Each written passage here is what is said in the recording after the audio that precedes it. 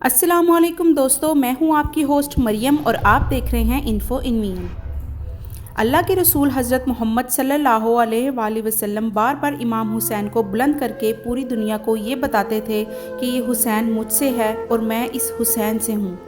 ए लोगो, अगर हुसैन पर कोई मुश्किल वक्त आ जाए और ये तुमसे मदद तलब करे तो इसका साथ देना कि ये जन्नत के जवानों का सरदार है, मेरा खून है, मेरी औलाद है।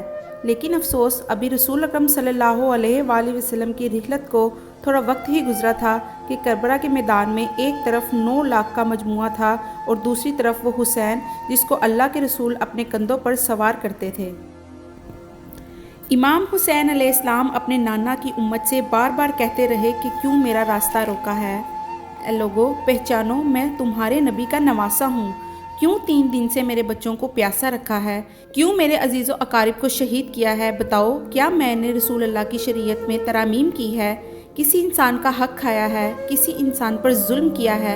इतने में फौजी यजीद एक बुलंद आवाज़ में कहने लगी, ए हुसैन, हम सब तुझे तेरे बाबा अली के बुग़्ज़ में कत्ल कर रहे हैं ताकि यजीद हमारी झोलियाँ दौलत से भर दे। इमाम हुसैन ने फरमाया, ए लोगो, आज जिस इस्लाम का अलम तुम्हारे हाथों में बुलंद है, ये अलम मेरे बाबा अली ने बुलंद किया। मत भूलना, खैबर और खंदक में अगर अली ना होते तो इस्लाम की फ़तह नामुमकिन थी। वो अली जिसने पूरी ज़िंदगी इस्लाम की तबलीग की, हक़ को बुलंद किया।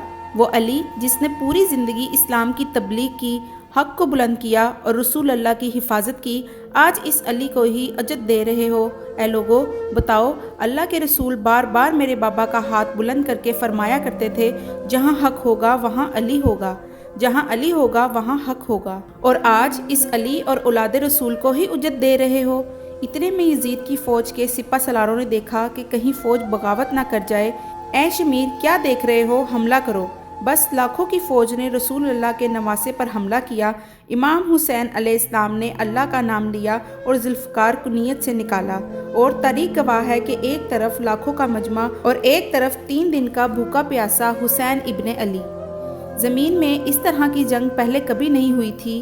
एक तन्हा इंसान लाखों के मजमुआ को इस तरह से जिफनार कर रहा है कि लोग अशिया वापस पलट कर भागने लगे। इमाम हुसैन फ़ौज यजीद से मुखातिब होकर फरमाते हैं कि आओ, 3 दिन के भूखे की जंग देखो, 3 दिन के प्यासे की जंग देखो, रसूल अल्लाह के इस नवासे की जंग देखो जिसका जवान भाई मारा गया, जिसके जवान बेटे को नज़रों के सामने कत्ल किया, जिसने अपने ही हाथों से अपने बच्चे की कब्र बनाई। इमाम हुसैन शेर की तरह फ़ौज यजीद से लड़ते रहे। इतने में आवाज़ गैब से आई, हुसैन, तेरा अल्लाह तुझसे राज़ी हुआ। बस इस सदा का सुनना था कि हज़रत हुसैन अलैहिस्सलाम ने अपने जुल्फ़िकार को थाम लिया। नबवुसात कहता है कि शमीर, क्या देख रहे हो? ये अली का शेर है, इसको मार देना नामुमकिन है। जाओ, खैमों को आग लगा दो। उन जालिमों ने बीबियों के खैमों को आग लगा दी और दूजे इमाम हुसैन को तीर मारने लगे। इमाम हुसैन कभी बीबियों के खैमों की तरफ बढ़ते थे, कभी फ़ौज की तरफ बढ़ जाते थे। इतने में नबवुसात और शमीर ने फ़ौज को 4 हिस्सों में तकसीम कर दिया और ये कहा कि कोई भी हुसैन के करीब ना जाए।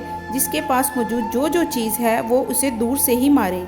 जिसके पास नेज़ा था उसने नेज़ा मारा, जिसके पास तीर थे उसने तीर मारे, जिसके पास भर्जियाँ थीं उसने भर्जियाँ मारी। और तारीख़ ने लिखा है कि जिसके पास मारने को कुछ भी ना था वो करबला की गर्म लेत ज़मीन से उठाकर इन पर फेंकने लगा। इमाम हुसैन के जिस्म पर हज़ारों ज़ख्म उभरने लगे।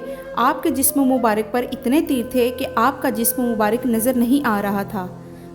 बस जैसे ही नवासाए रसूल घोड़े की सली से ज़मीन पर आते हैं, फ़ौज यजीद झूमना शुरू कर देती है। लेकिन इतने में वो घोड़ा जिस पर आप सवारी किया करते थे वो इमाम हुसैन के चारों तरफ घूमना शुरू कर देता है ताकि तीरों से अपने आका हुसैन को बचा सके।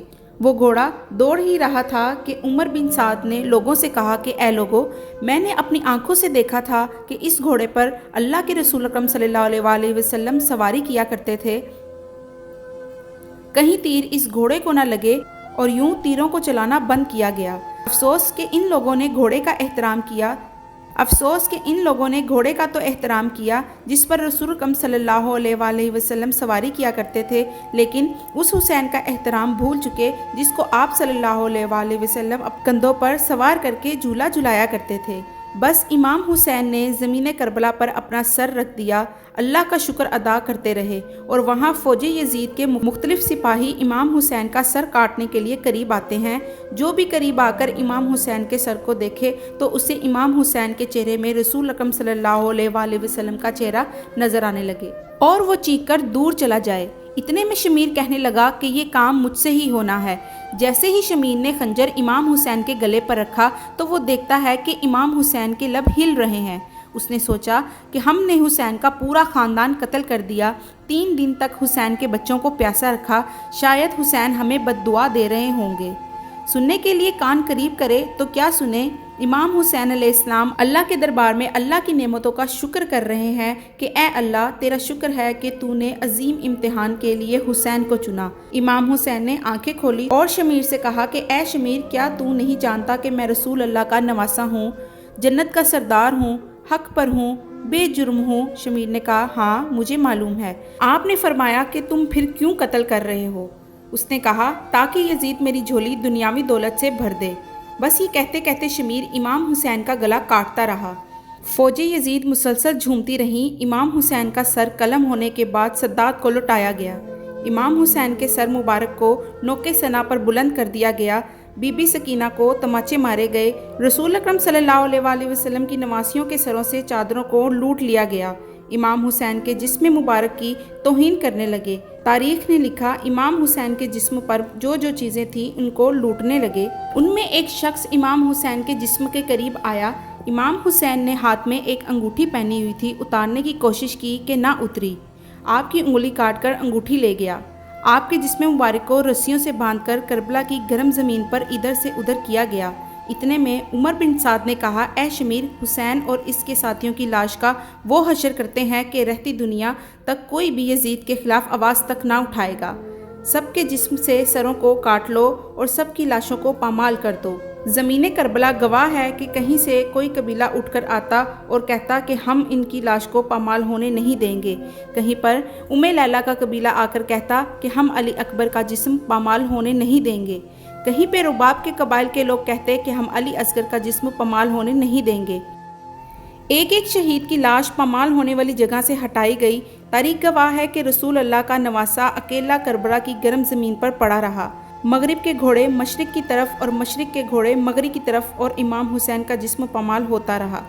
امام جعفر صادق علیہ السلام فرماتے ہیں کہ میرا سلام ہو میرے اس غریب دادا پر جن کا جسم پامال کیا گیا، کہ ان کی دائیں پسلیاں بائیں طرف اور بائیں پسلیاں دائیں طرف چلی گئیں، جن کا سینہ اور پشت ایک ساتھ ہو گیا۔ سلام ہو میرے دادا حسین پر جن کے ٹکڑوں کو زمین کربلا پر زمین بوس کر دیا گیا۔ سلام ہو، سلام ہو۔